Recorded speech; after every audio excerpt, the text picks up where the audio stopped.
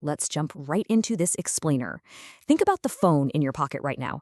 It probably holds more sensitive data than most physical bank vaults, right? I mean, your banking details, your private messages, your entire digital identity. We trust these apps implicitly. But beneath the glossy surface of our home screens, there is a literal invisible war raging.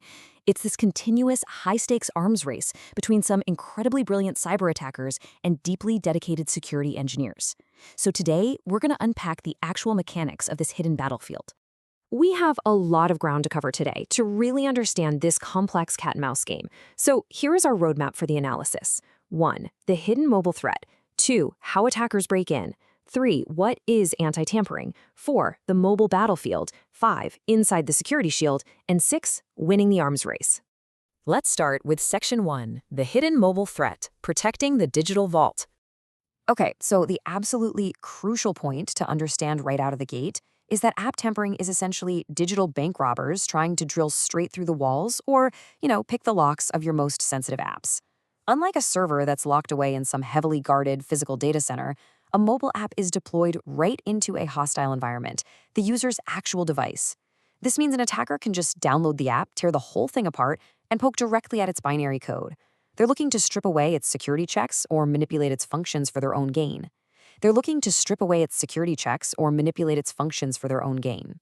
And when these attackers actually breach that vault, the real-world fallout is immediate, and it is severe. By tampering with the application, a hacker might bypass authentication entirely, and that leads straight to data theft. Or they might inject malicious code, creating the silent little backdoor that just watches your every move. They can disrupt functionality to sabotage a competitor or reverse engineer the software to steal proprietary algorithms and intellectual property. The stakes here, for both businesses and us as individuals, are just incredibly high. Moving on to Section 2, how attackers break in, the robber's toolkit. If our personal data is the loot, what exactly is inside their toolkit? Well, attackers generally rely on 3 main infiltration methods. First up is app repackaging. This is where they sneak malicious code, like a credential stealer, into a legitimate app, and then redistribute it on unofficial app stores. If that doesn't work, they might pivot to app spoofing, which is basically social engineering. They build a fake app that looks visually identical to your trusted banking app just to trick you into handing over your password. And finally, there's static app patching. This one is highly technical. The attacker literally alters the application's binary code before it even runs, maybe to hardcode new values or just completely turn off the security warnings. Now, what's genuinely fascinating and honestly a little terrifying is the actual arsenal these hackers use. We're not talking about abstract concepts here. These are powerful, readily available frameworks. Attackers use tools like Frida or Ghidra for method hooking and in-memory searches. This allows them to map out an application while it's actually running. Then you have Cycrypt, which is particularly insidious. It gives the attacker a live interactive console to explore, modify, and even call sub-functions of a running app on the fly. And for iOS, tools like ClassDump are used to examine specific files, Mako files, to extract the app's internal blueprint. These tools essentially give attackers X-ray vision and a remote control for your apps. So, with attackers armed to the teeth with tools that can essentially rewrite an app on the fly, we really have to ask ourselves, how do these mobile vaults actually fight back? What stops a hacker from just waltzing right in? Which brings us to Section 3. What is anti-tampering, the security shield? This is where we get into the core defenses, the laser grids and security guards of our digital bank. Rather than just relying on some external antivirus software, modern apps are built to actively detect and shut down tampering as it happens. Historically, we thought of security as a perimeter, like a firewall or a scanner sitting on the outside. But in the mobile world, the app is out there in the wild, so the defense absolutely has to be internal. Internal anti-tampering software ensures the app can monitor its own integrity.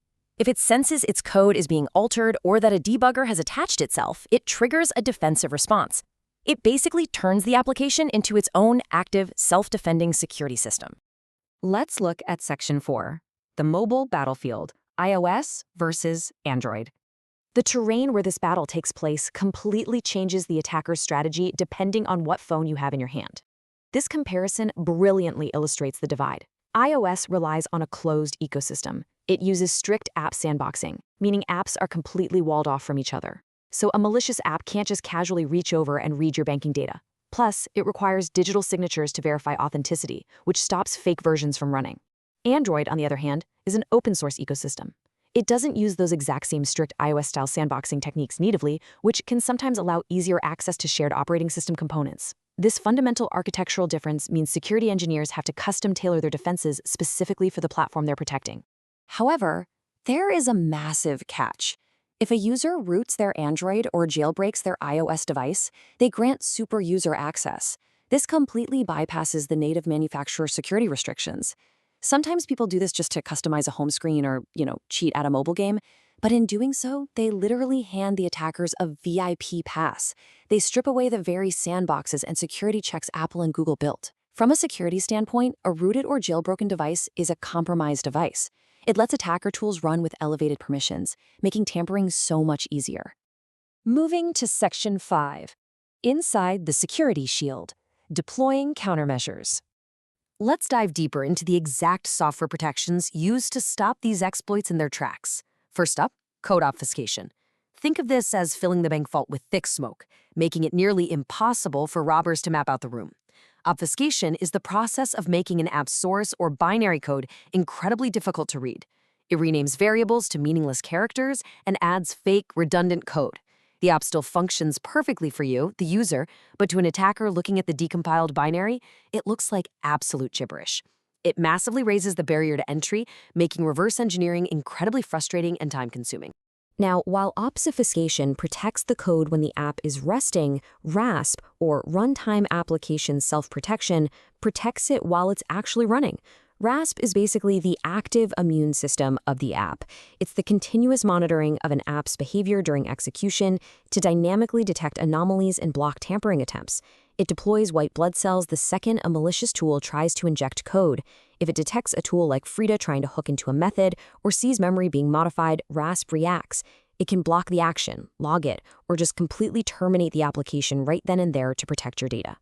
And developers don't stop there. They stack additional defensive tactics to create a layered defense in-depth strategy. You've got integrity checking, which uses cryptographic hashes to verify the app hasn't been altered. Root and jailbreak detection to refuse running in a compromised environment. Anti-debugging measures that actively hunt for and block the profiling tools hackers use. And then there's white box cryptography, an incredibly advanced technique protecting encryption keys during execution so they remain completely hidden even if an attacker is literally watching the memory. Plus, of course, secure communication through encryption. Every single layer adds another complex puzzle the attacker has to solve just to get a foot in the door. Finally, Section 6, winning the arms race, the endless battle. Because despite all this incredible technology, the reality of cybersecurity is that it is a never-ending arms race. To quote the source material directly, no security system can guarantee total protection. Determined and skilled attackers can still exploit them. It's a sobering reminder. As anti-tampering software evolves, the hackers' tools evolve right along with it. There is simply no such thing as a perfectly secure application. When developers invent a new way to detect debugging, attackers build a stealthier debugger. Security isn't a trophy you win. It's a daily, ongoing process. Ultimately, the strongest shield in the world is totally useless if you just leave the front door wide open, which is why practicing good digital hygiene is absolutely crucial. These are the user best practices. Install apps exclusively from official stores like the App Store or Google Play. Promptly install software updates to get those crucial security patches. Scrutinize app permission requests. Don't just blindly hit allow. And as we discussed, definitely avoid rooting or jailbreaking your device. You are the final layer of defense here. So, as we wrap up this explainer, I want to leave you with a question. Are the apps you trust every day actively protecting your digital vault, or are they leaving the door wide open? The next time you open a mobile banking app or approve a quick payment, just think about the immense, complex architecture working invisibly, in milliseconds, to ensure your digital vault remains firmly locked. Stay curious, stay vigilant, and we'll catch you in the next analysis.